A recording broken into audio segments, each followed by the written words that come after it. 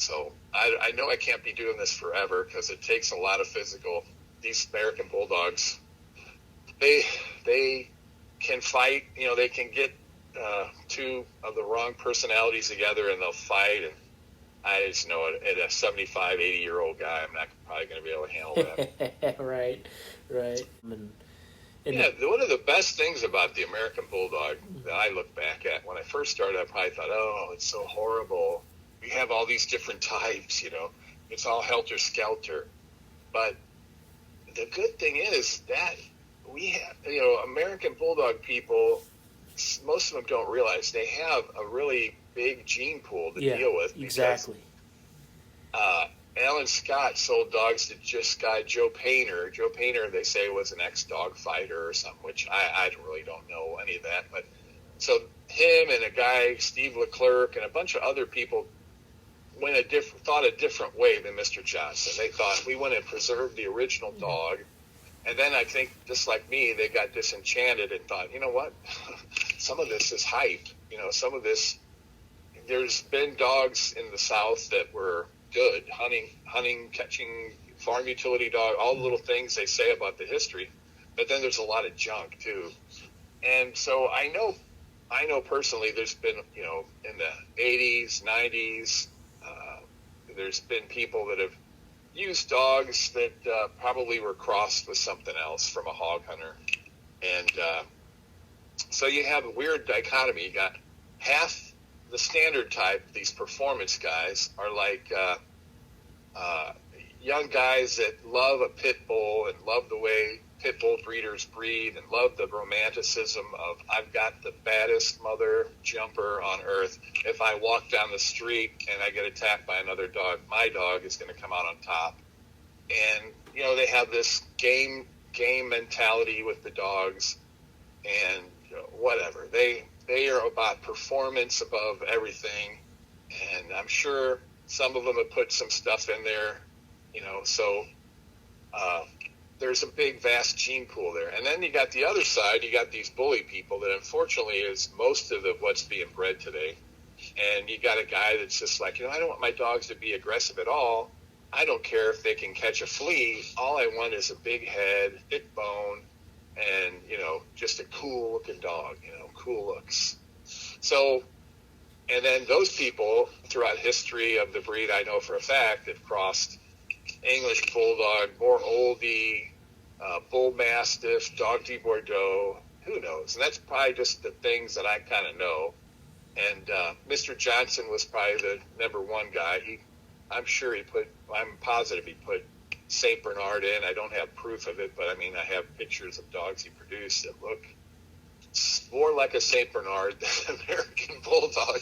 So, and he had to put something big in there because he started out with Dick the Bruiser, who was called Tiny, and he wasn't called Tiny because he was big. He was called Tiny, and he's probably a 70-pound dog. Mm-hmm. And most of the dogs back then were probably about 75, 80.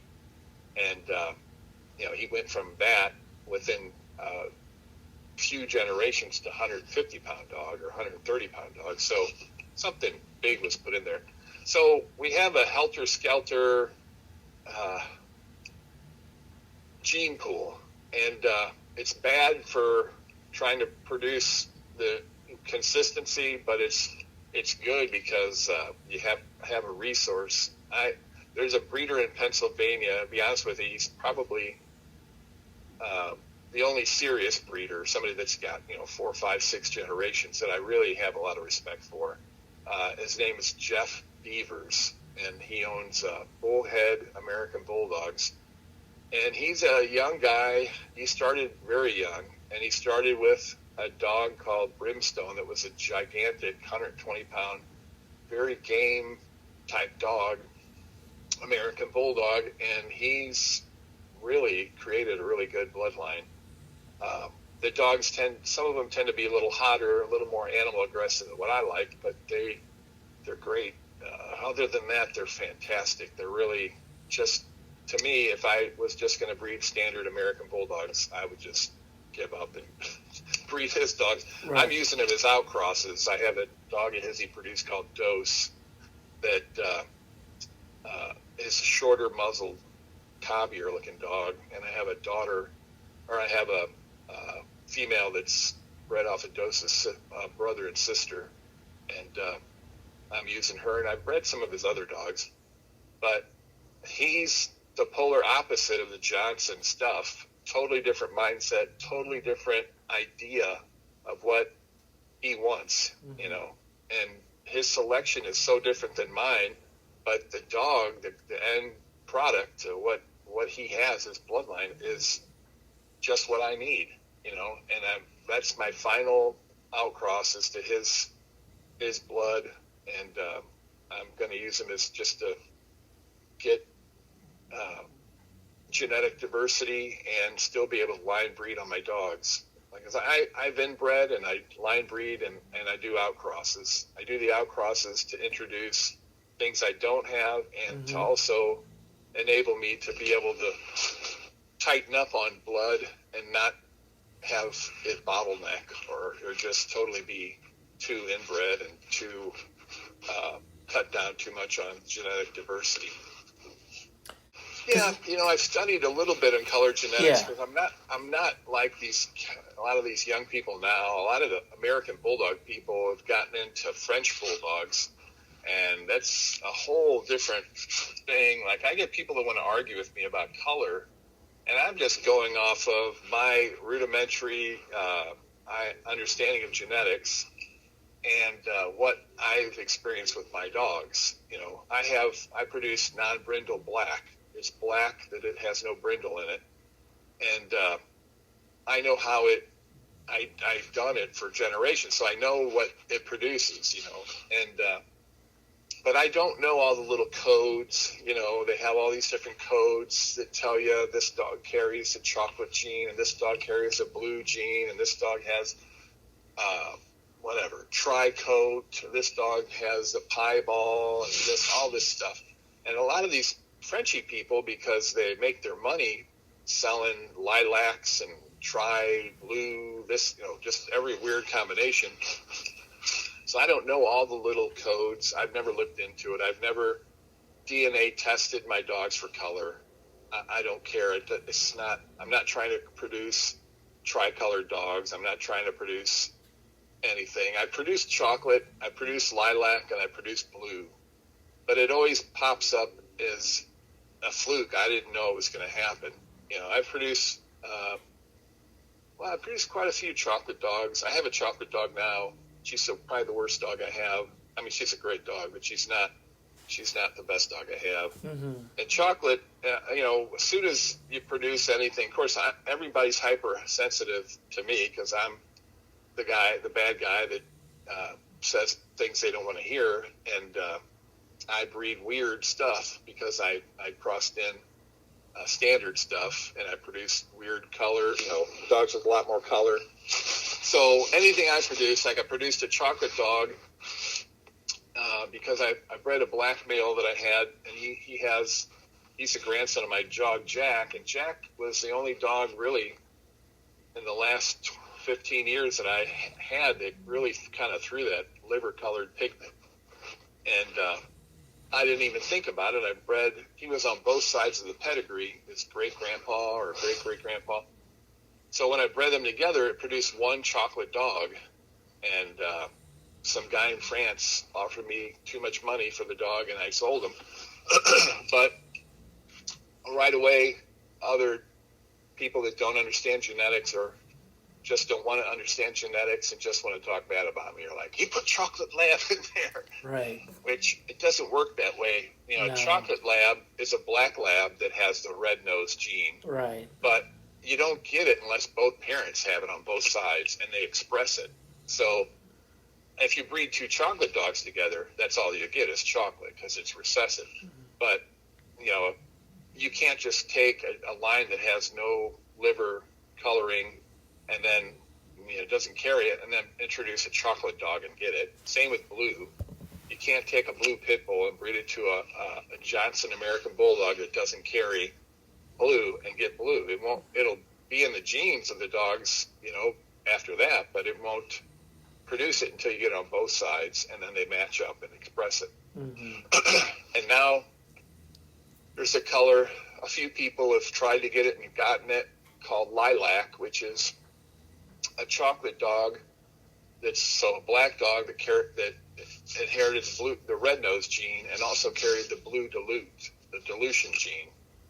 So a red nose dilute is just all the black pigment is gone, and so it leaves that liver color. And then a blue dog is just a dilute is just a reduction of pigmentation in each hair follicle.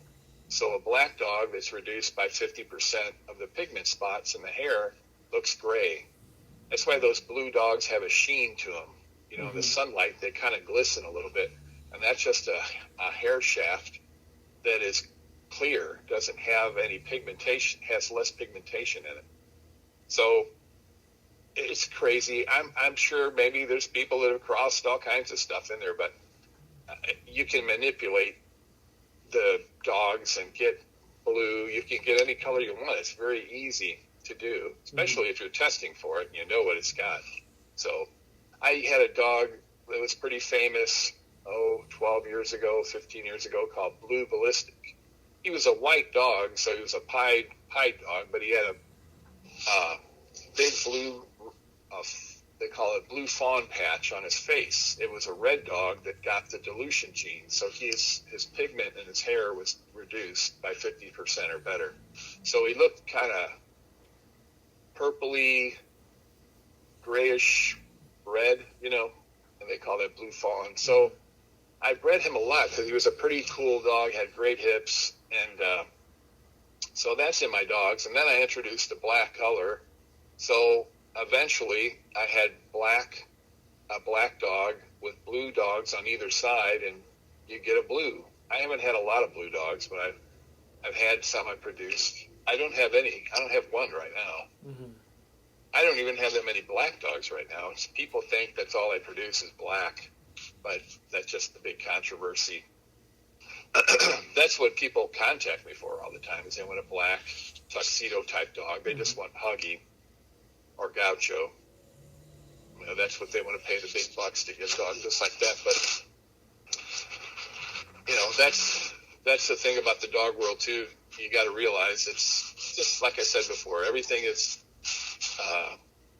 dictated by looks.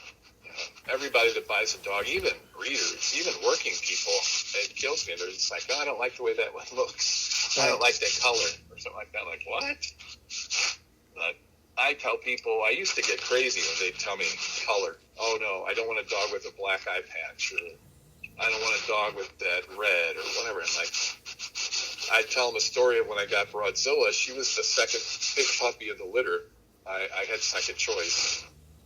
The pig puppy was this big, huge red and white female, her sister. She grew up to be a nice dog, and Broadzilla was white and had fawn eye patches, but Broadzilla grew up to be a freak, just crazy muscle, very good structure, really typey dog.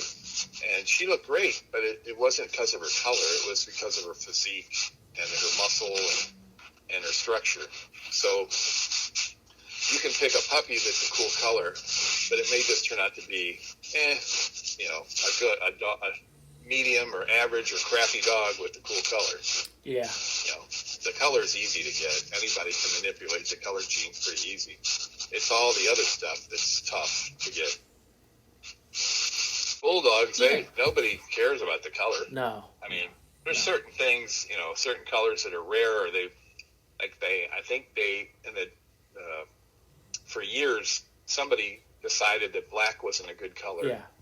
So that was a big no-no. Yeah. And that's what happens. Somebody has some cosmetic limb, and then the next thing you know, everybody's got to conform to it, and they're like, have puppies born that's the wrong color, and they drowned them, or they hide them, you know. They put them in a pet home or something. And when you do that, maybe you have a dog there that had a cachet of just the best genes, you know, and then you just eliminated them completely. It happens in every breed. There's a really cool video I love to watch. I think it's called the Gramwood Mastiffs. There's a guy on there that I can't remember his name.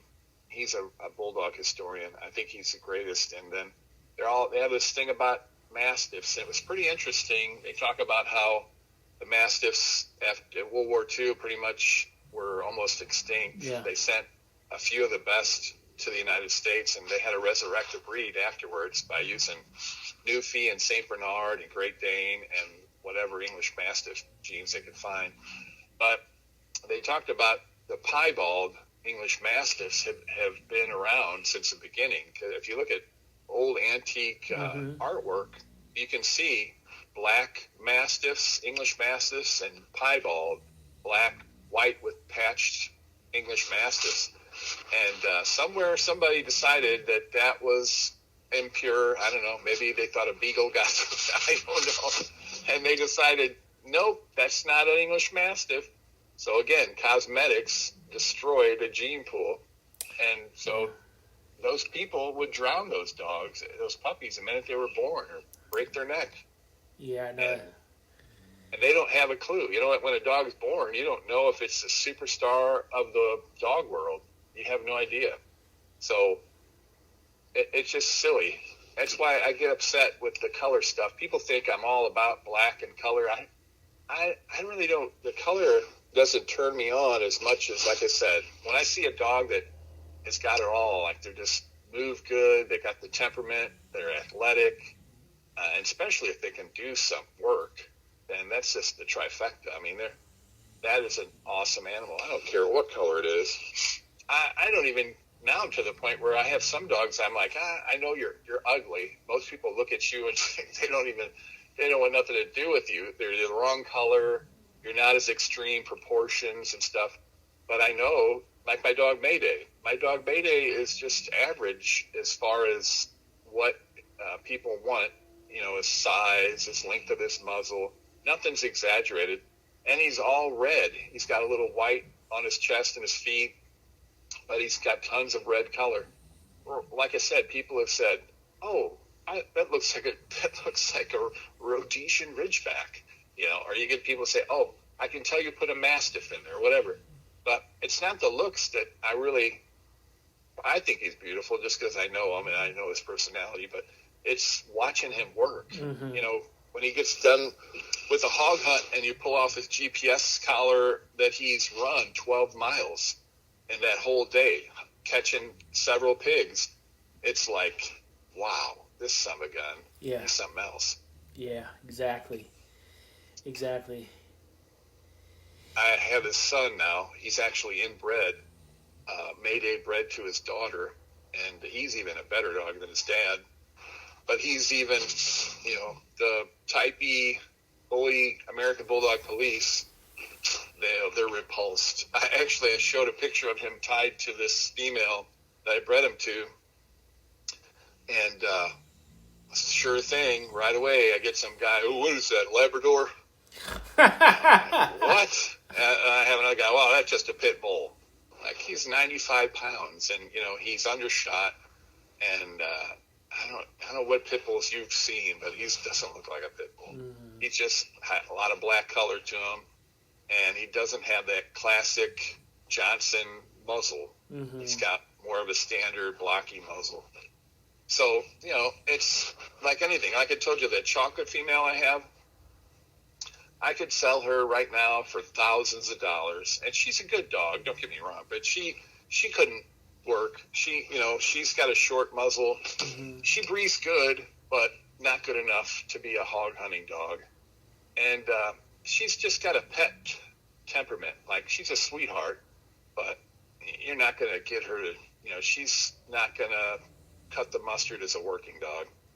But everybody sees her because she's muscular. Her chest is wide. You know, her chest is her shoulder's a little too wide, and her muzzle's a little too short. But she's got the look, man. And she's chocolate. She just, in the sunlight, she glistens, and you can see every cut of her shoulder muscles and everything. Mm-hmm. And I have her daughter from my dog Real Deal, that dog that nobody likes. She's awesome, but she kind of favors her dad a little bit right now. But, you know, her temperament and everything is just awesome. Matter of fact, this morning before I went to work, I was out and it was freezing, frosty cold out, and I just let them run in the yard, but I was trying to do water buckets and stuff, and I had a coat on, and I hadn't really wore a coat this is the first time I wore a coat because it was kind of cold this morning, and she latched onto my sleeve, and I'm walking around like a hanging cufflink. She's just hanging on me. So her mom would never do that. Right. So, and she's a sweetheart. So that's the name of the game, you know. And people are like that too. If you had a dog that's something, he's the whole package, but maybe he's not as pretty in pictures.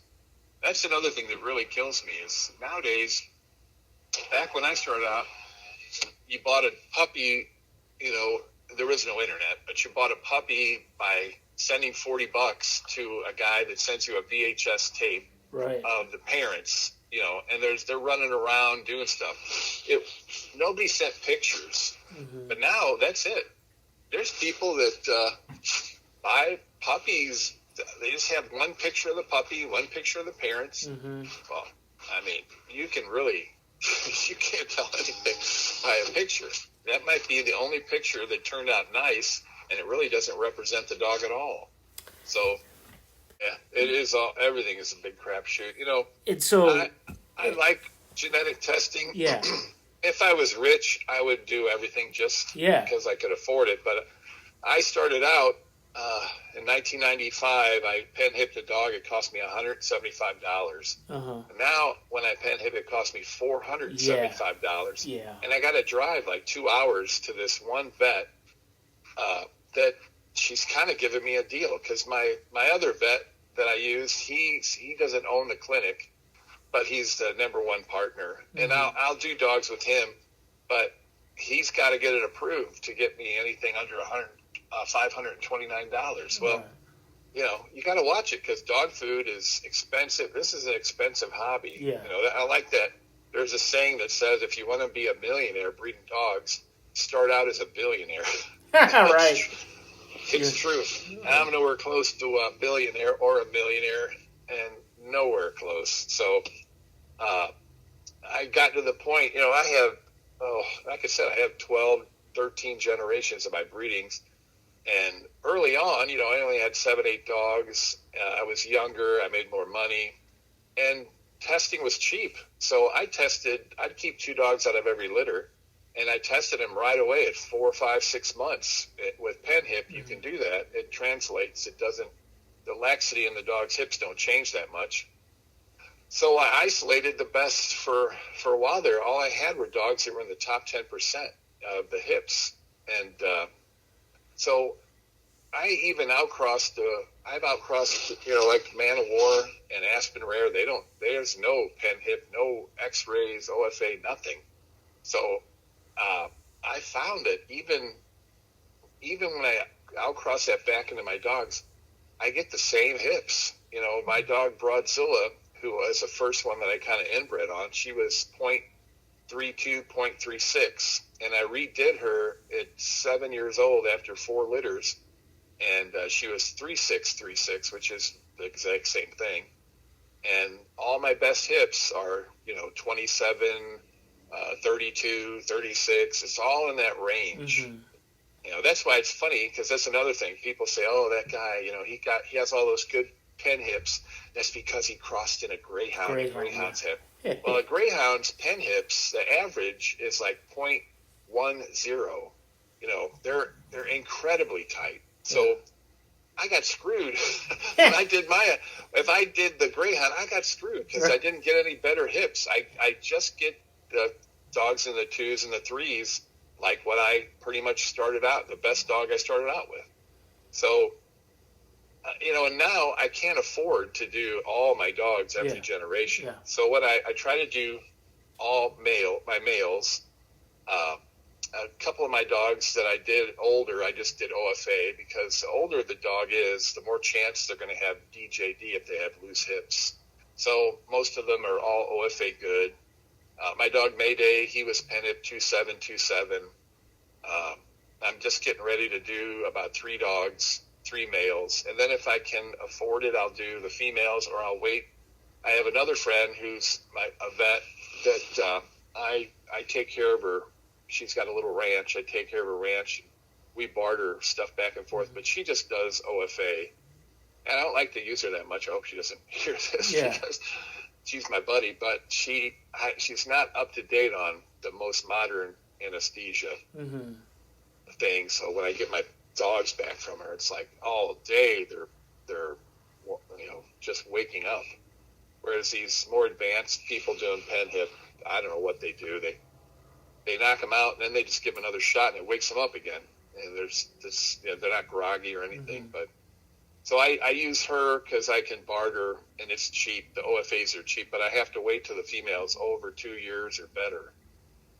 And that just doesn't give me all the information I wish I could get. But if you got 12 dogs and you get those dogs by keeping 2 pups from every litter, and some dog, a lot of dogs don't turn out, they're not breed worthy, and you're spending $600-$700 on each one just for the X-rays, it gets kind of pricey. It gets pretty outrageous. But like I said, it's amazing too. Maybe that's another reason why I've come around to this idea of maybe breeds would be better off if they had a club or a council that would develop outcrosses by trying to correct the genetic problems they have. Because I've done so many outcrosses and line breedings, different schemes to try to see what I get. And like I said, early on, I outcrossed. And then when I came back to my dogs, it's amazing. Even if I get down to 3/4 sometimes other people's dogs, because I've line bred my stuff and selected, they just have a stronger propensity to my stuff. So if I get down to an 1/8 or 3/4 another bloodline, it's indistinguishable. When you see the dogs, it's indistinguishable. Whereas some people are like, oh, no, don't put that long-nosed dog in there, that standard American Bulldog with a long nose. You'll never get a Type E dog again. Well, I have a dog right now. It's probably my best dog, Papa. He is literally less than 3/8 Johnson, and he has got such a Type E head. He's bully, but it's not English Bulldoggy, but it's wide, thick muzzle, and he looks like a short dog, but he's not. He's probably about close to 24.5, 25 inches. But in a picture, if you look at him, he doesn't look real tall. And he's just, you would think I could probably take him to a show if nobody knew who I was and say he's all Johnson. And they'd say, oh, he looks different. He does look different than a Johnson dog, but his proportions, he fits this American Bulldog standard perfect to a T. So it's bizarre, like if with the 7/8 rule that NKC used to have, they had so many people crying about it, like, oh, you're ruining the breed.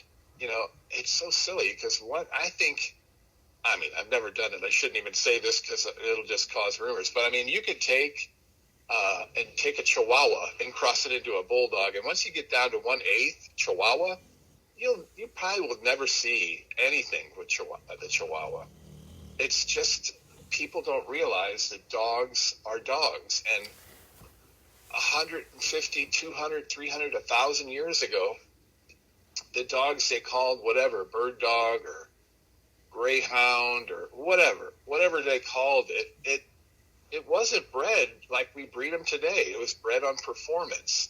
Like I said, if a collie got a hold of your bull baiting dog and then something off of that was working the way it's supposed to, and then they bred it back to a bulldog,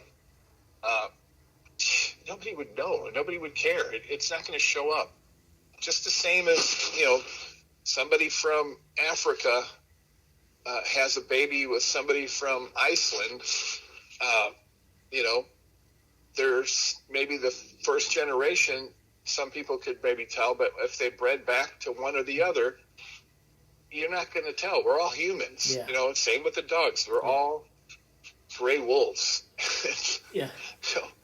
So it's not, and there's some people that get confused. Like I see Cane Corso people saying, oh my God, that dog's a boxer cross. Or I see people with Presa Canarios say, oh no, you put an extra pit bull in there or whatever.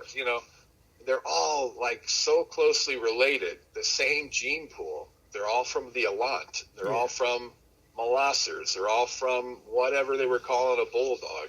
They probably, if you look at ancient Elants in paintings from the 1200s, some of them look like a freaking pit bull bred to a greyhound. Some of them look like a Great Dane doggo. Yeah. Some of them, looked like a Presa Canario. Yeah. So, but they were all the same type. They all had the same breed. They all had the same, general work. So they're all related.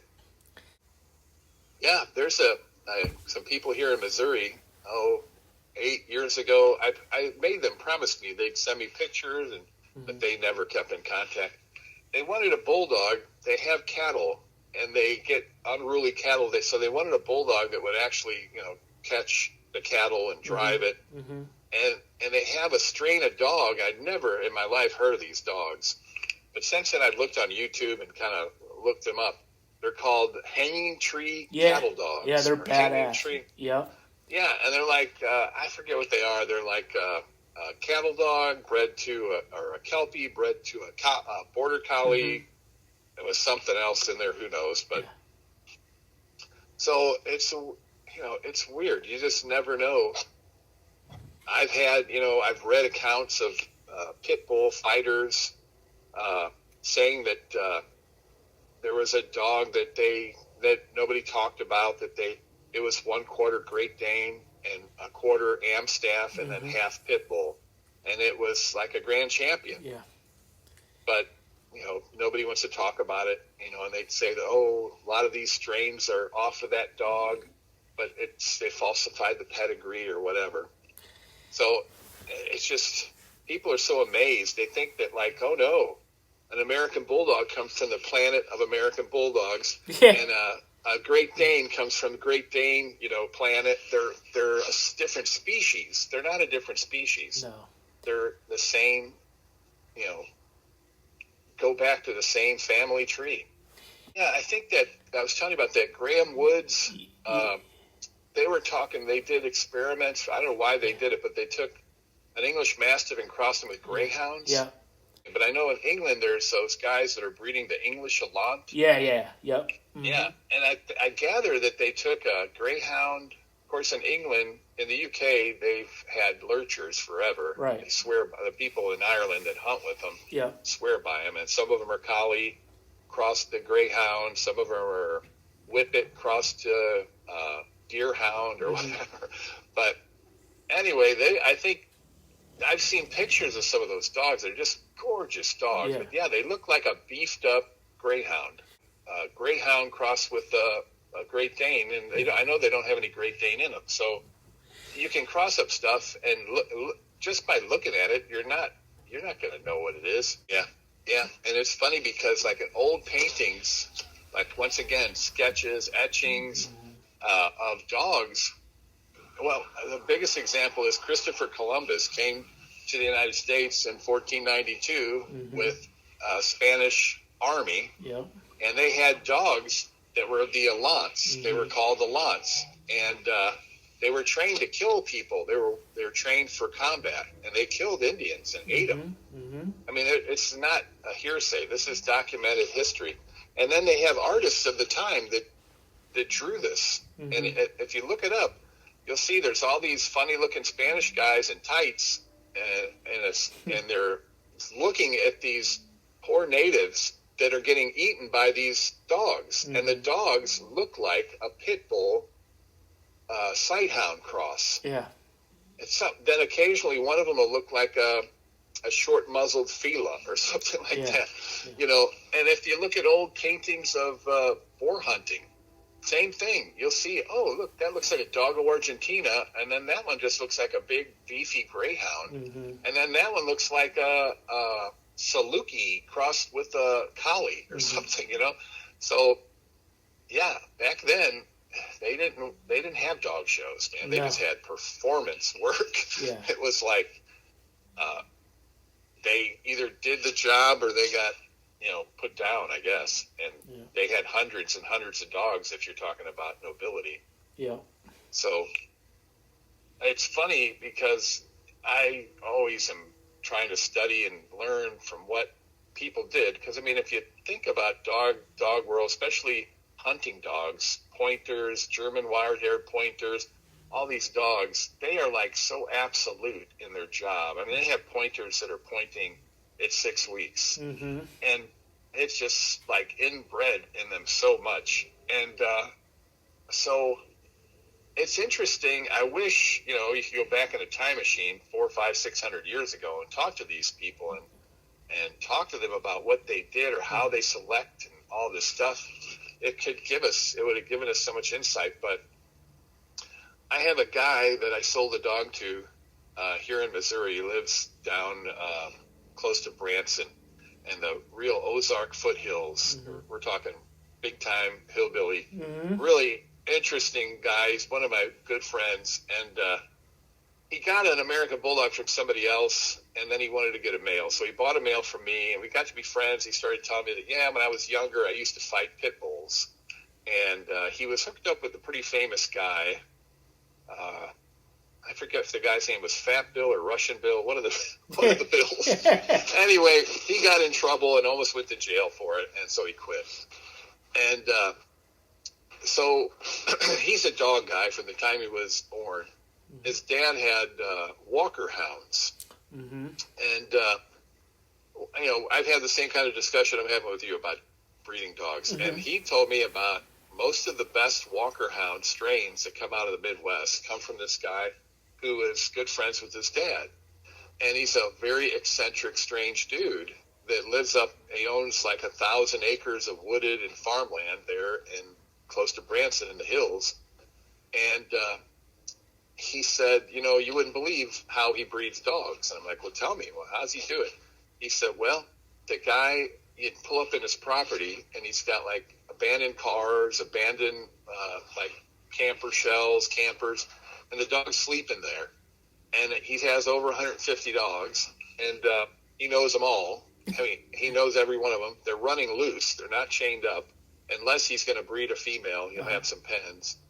But they just run. And so he said he's, you know, lived through depression. Even though he's a multimillionaire, he goes to the school and buys sour milk and old stale bread, and he feeds his dogs this stuff.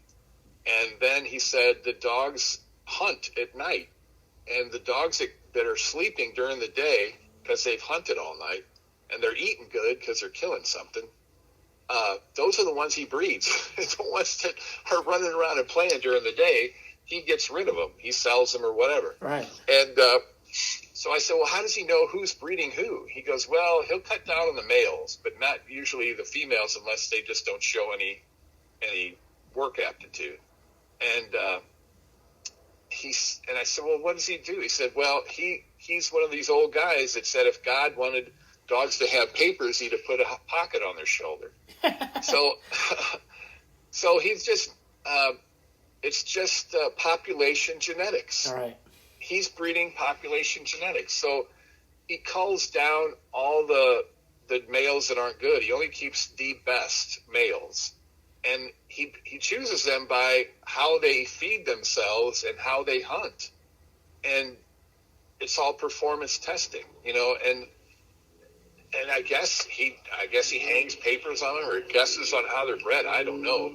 But supposedly this guy, you know, those field trial dogs can go for a lot of money. Yeah.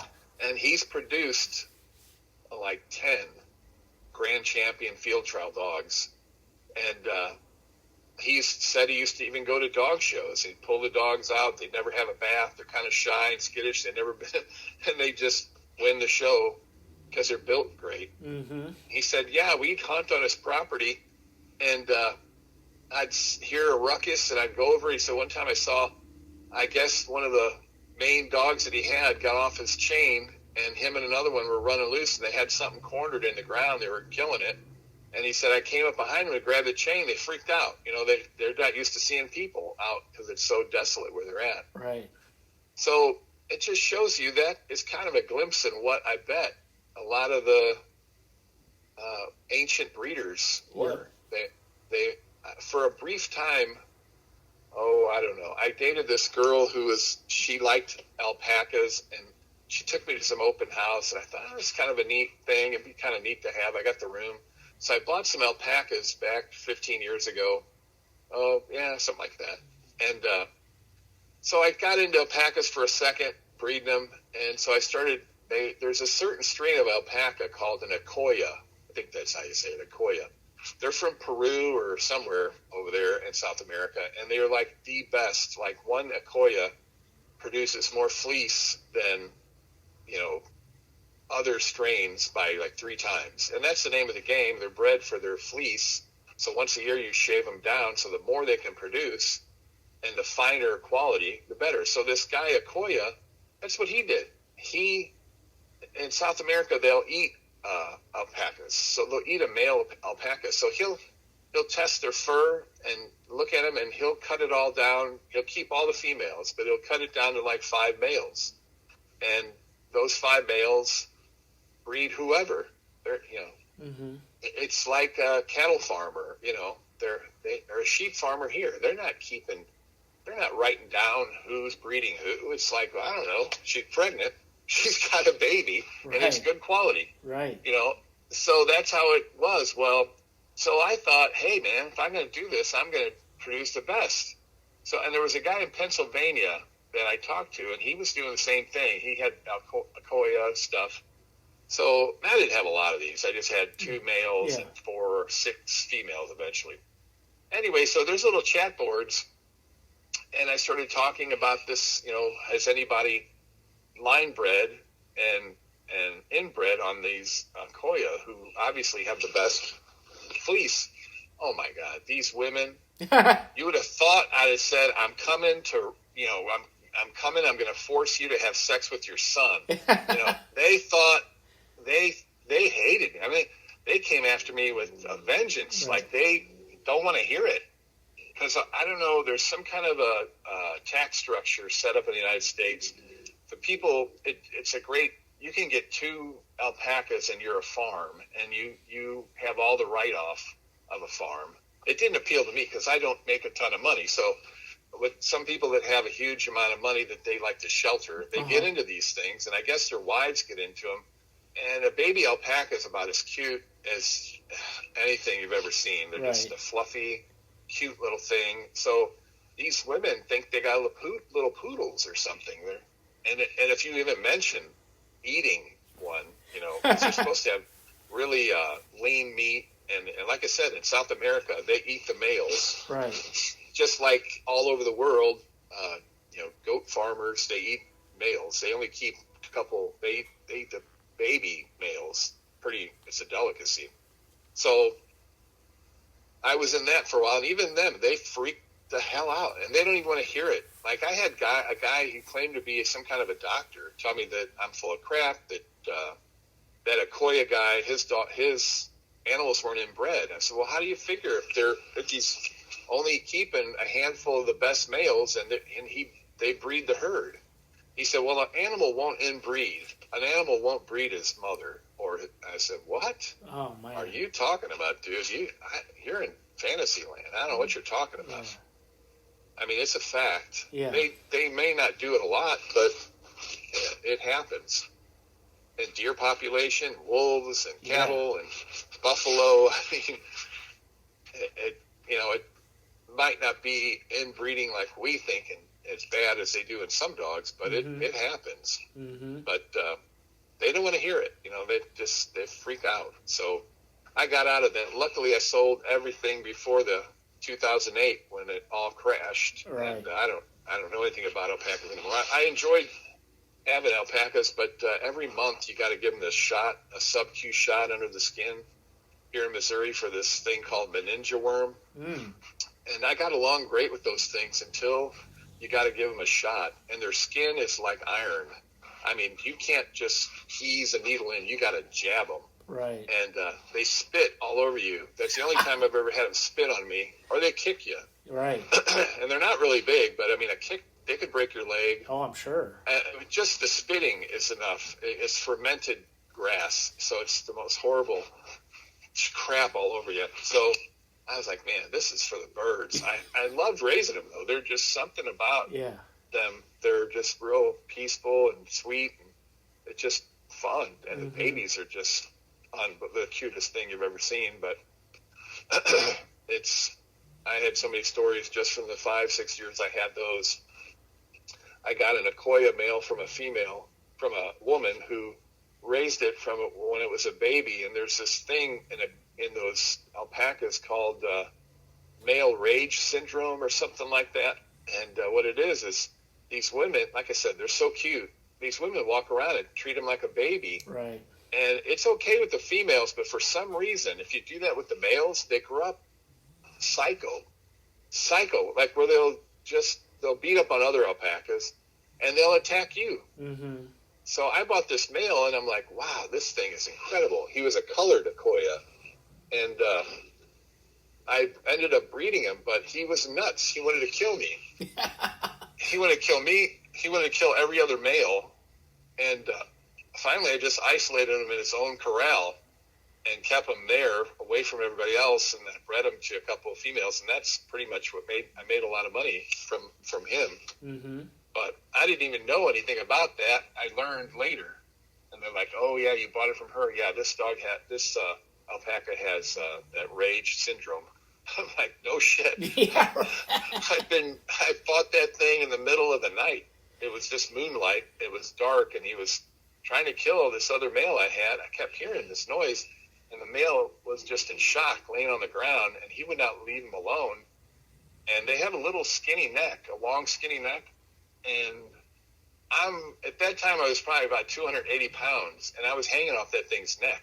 Wow. He was picking me up off the ground. That's how, and they don't weigh that much. They're not that, so they're just like a little, just, he was like a psychopath. My other ones looked at him like, that sucker's crazy. Get him away Save from us. Right? Yeah. Oh, that's awesome. I had one time I got into it with him so bad, and he was trying to run me over. They'll smash you with your chest and try to stomp you, which, it'd be like a deer doing it to you. But right. It can get you hurt, but they're not that big. But my dog Go Ballistic kind of saved me, because he ran up and caught him by the bottom lip. Oh, wow. And once he did that, he woke up quick. All of a sudden, he wasn't a raging alpaca anymore. And then I got a harness on him and got him in the pen and told him to let go, and he let go. Wow.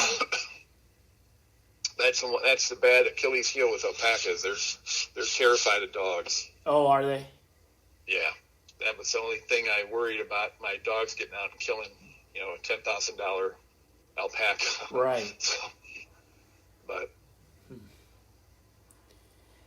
yeah, that is a crazy world of breeding animals. Right.